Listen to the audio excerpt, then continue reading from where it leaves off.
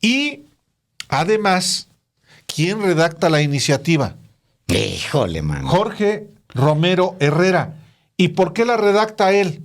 Bueno, porque él quiere ser el presidente del PAN el próximo año. Quiere sustituir a Marco Cortés. Híjole, mano. Entonces, no es un asunto... A ver, Álvaro, a ver, déjame te pregunto esto porque son tus temas. ¿Jorge Romero puede llegar a ser el presidente Claro que sí. del PAN? Claro que sí. ¿Por qué razón? Bueno, porque el PAN es hoy un partido de grupos caciquiles, mafiosos, grupos que controlan la estructura del PAN, grupos que controlan el padrón del PAN en cada uno de los estados. Claro, el grupo de Santiago Krill es uno. El grupo de Jorge Romero es otro, que tiene su asiento aquí en la Ciudad de México. Pero lo mismo el grupo que controla el PAN en Veracruz, el grupo que controla el PAN en Guanajuato, el Querétaro. grupo que controla el PAN en Querétaro. Es una confederación de intereses, mafias. De mafias. Híjole. Entonces, ya ni siquiera hay... Mira, ahora que hablamos de este libro del Yunque, el Yunque es una organización secreta que sigue teniendo presencia en el PAN, sí. Bueno, también se han corrompido bárbaramente. Pero en el PAN ya ni siquiera es ideología, Alejandro. Híjole. Es puro negocio. Entonces, alguien como Jorge Romero, que es el jefe, el cacique del PAN de la Ciudad de México, ¿qué encabeza también? Pues el cártel inmobiliario, que es una mafia que ha hecho billetes y billetes y billetes otorgando autorizaciones para construcciones irregulares.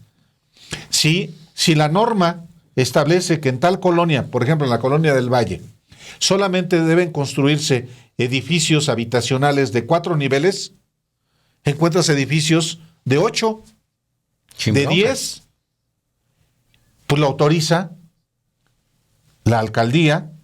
La alcaldía autoriza también el que pueda ser habitable, aunque no tenga los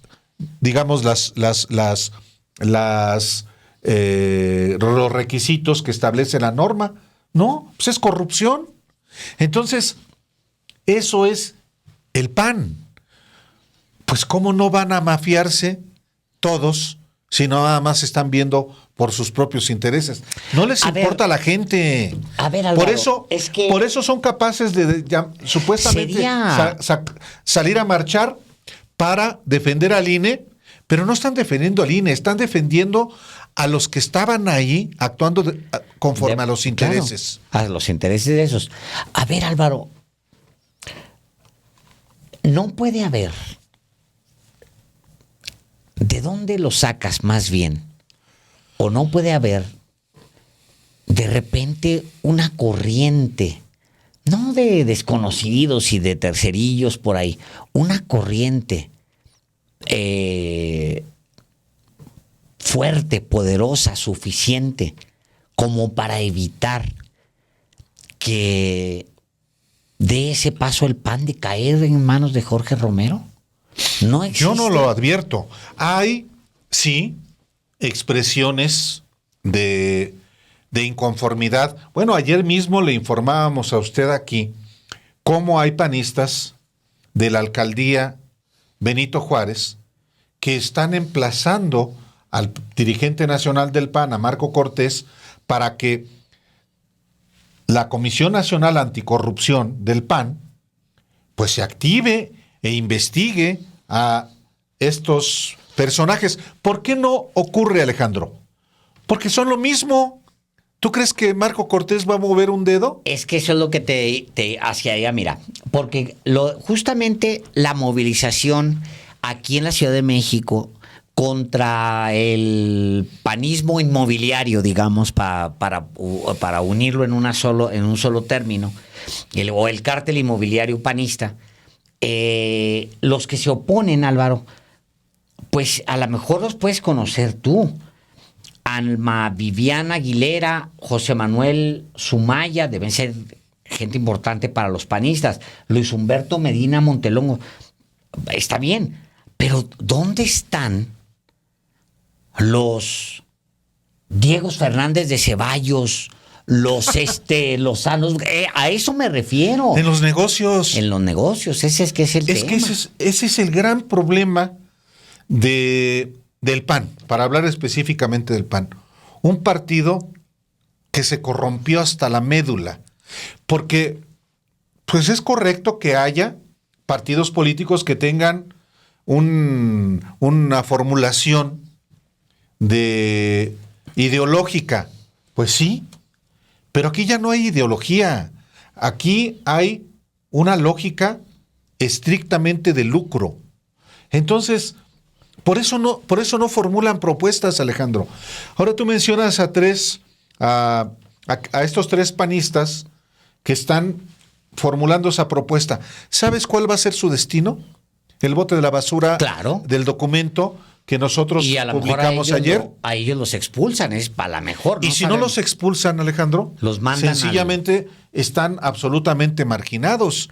Es que había de repente un momento donde uno se imaginaba una élite de panistas que medianamente defendían algún tipo de ideales, los Luis Felipe Bravos Mena, aunque sabíamos que traían sus otros intereses, varios de ellos, pues los Medinas Plasencias, o también, Álvaro, y te estoy preguntando, o también es que el PAN envejeció. Pienso en todos ellos, los Madero, los Rufo Apple, o sea, que eran gente que formaban una corriente interesante, no ellos juntos, pues, sino que eran una élite, digamos, de panistas medianamente capaces de darle viabilidad a ese partido. Pues que cuando tú me dices que es posible que llegue Jorge Romero, yo lo que creo es que es ya el fin del PAN. Pues que ya, efectivamente. A ver, en algún momento, un panista, Juan José Rodríguez Prats, un panista que militó en el PRI, un priista tabasqueño que en 1994 renunció siendo diputado porque le habían prometido ser senador y lo mandaron al carajo y él dice, renuncio. Y en algún momento él, hará unos 5 años, 6, 7 años, me decía, al PAN lo que hacen falta son esas voces señeras. ¿Cuáles son esas voces señeras? Pues esas voces que tienen autoridad moral, para levantar la voz y decir, a ver, esto que se está haciendo en el PAN no es correcto, por esto y por esto y por esto. Bueno, él intentó hacerlo. ¿Sabes qué le pasó? Primero con Calderón. Juan José Rodríguez Prats, en el gobierno de Calderón, yo platiqué con él, publiqué una entrevista con él que él enfureció a Calderón porque dijo Juan José Rodríguez Prats, pues que ese es un gabinete mediocre, es un gobierno mediocre, pues al ostracismo. Luego, levantó la voz cuando en Michoacán el grupo de Marco Cortés, y también el de Luisa María Calderón, de los Calderones, que en Michoacán el grupo de Marco Cortés pues estaba amafiado y recibía dinero del gobierno de Leonel Godoy, que era el entonces gobernador del PRD. Y en una plática con Marco Cortés, le dijo a Juan José Rodríguez Prats, pues es que todos hacen lo mismo.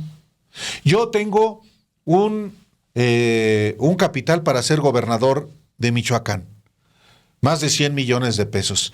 Y le preguntó Juan José Rodríguez Prats a Marco Cortés, ¿y quién te dio ese dinero? No, pues, empresarios.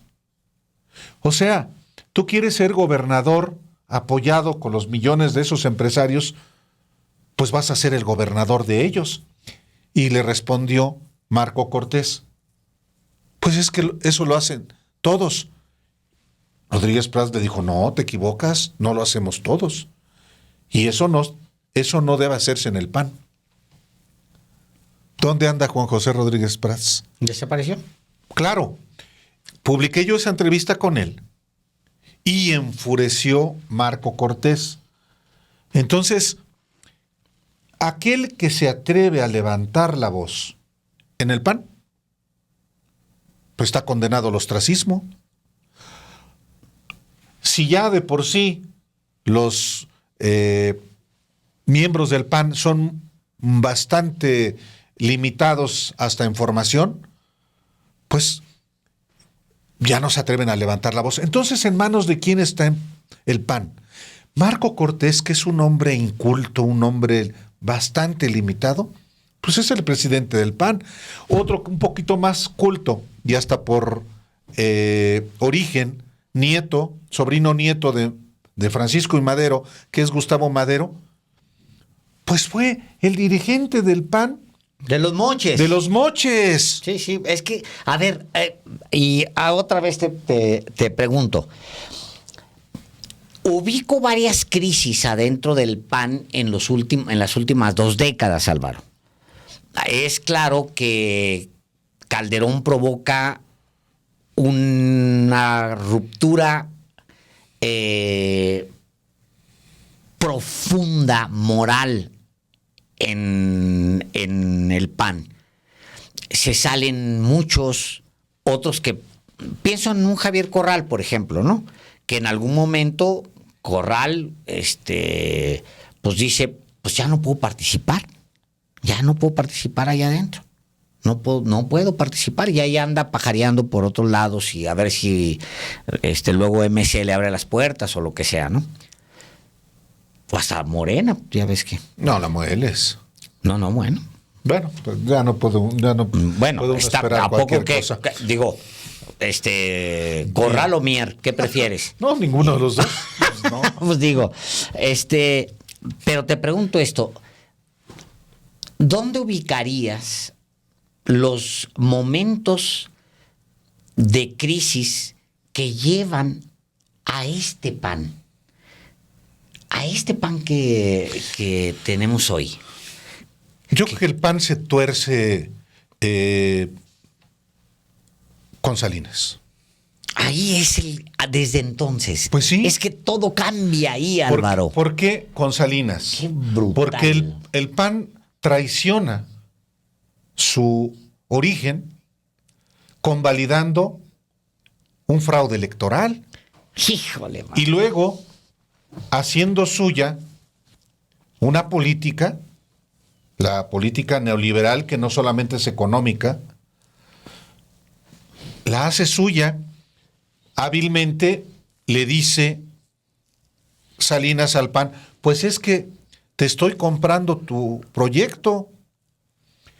Y entonces el PAN comienza a convalidar los fraudes electorales mientras sean los fraudes que se cometen en contra de la izquierda. De la izquierda. Y a ellos se les respetan sus triunfos. Entonces, o sea, digamos que 30 años después, este PAN, porque yo lo que veo, Álvaro, o sea, cuando tú me dijiste eso de que sí es muy probable, por eso te lo quería preguntar. Que Jorge Romero sea presidente. Dije sí. Yo, pues es básicamente alguien que creo que terminó nada más... Que no creo que haya leído un libro en su vida, por ejemplo, ¿no? Yo creo que no. Y de verdad es alguien básico, repelente al conocimiento. Sí. Es un Fox. Sí.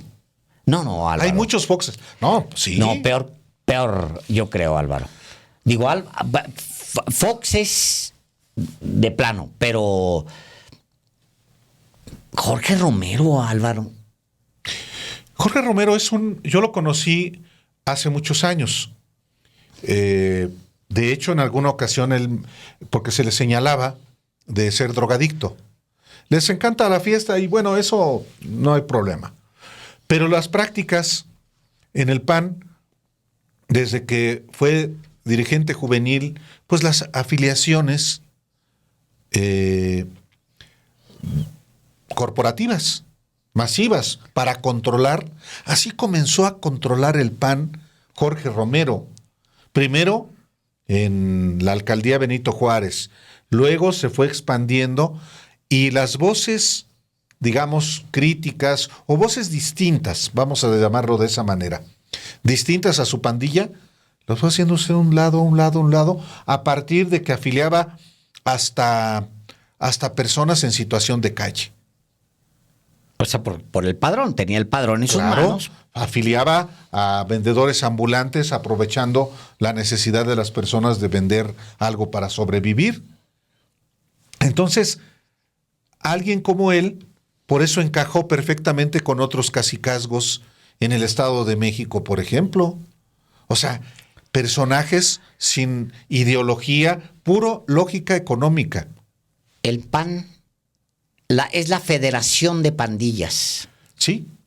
Una sí, federación de pandillas. De distintas pandillas. Sí.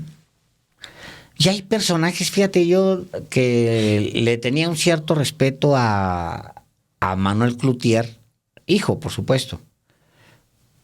Ahí se volvió a afiliar, fracasó en su idea de irse a colocar allá en Sinaloa y enseñarles, darle una lección a todos de ser independiente, y fracasa y luego ya está de regreso en el PAN.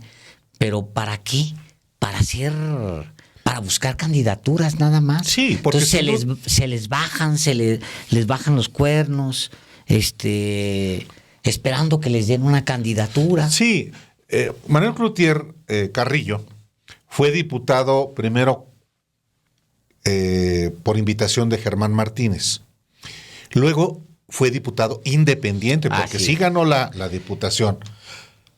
Y hablaba pestes del PAN. No se ha afiliado, hasta donde yo sé, pero ahí anda. Sí, ya lo presentó. Yo vi una foto de Marco Cortés y ahí como va a ser diputado. ¿Qué une a todo este grupo? Los intereses, sin duda. ¿Y sabes qué? También el odio. Y alguien que por eso está donde está es Santiago Krill, porque es el articulador. El que dialoga, entonces se suma. Bueno, cuando vivía Rafael Moreno Valle, pues era también un personaje que se perfilaba y para ser el candidato presidencial en el 2024, de no haber muerto en el accidente junto con su esposa en el 24 de diciembre de 2018. Pero hoy, en el PAN, eso es lo que existe. La lógica del negocio y la lógica de facción de los negociantes. Entonces, pues eso es lo que, desde mi punto de vista, ha hecho que el PAN se deteriore cada vez más entre los mexicanos. Hijo, mano. Qué barbaridad. Pues es muy interesante la conversación. Mira, al final son procesos que se están dando en el PAN, que se dieron en el PRD y que se están dando también en tiempo real en el PRI. Porque sí, son tres partidos que van en la ruta. Son los tres partidos históricos. Por eso el juego del Partido Movimiento Ciudadano es ser, en esta coyuntura, una especie de Morena, que sea el partido que crezca también ante el deterioro de los partidos históricos. O sea, un partido que aglutine a los desprendimientos del PRI, del PAN, del PRD y de Morena, que eso es lo que ha venido ocurriendo con MC, nada más que tampoco, pues, entusiasmo mucho no genera.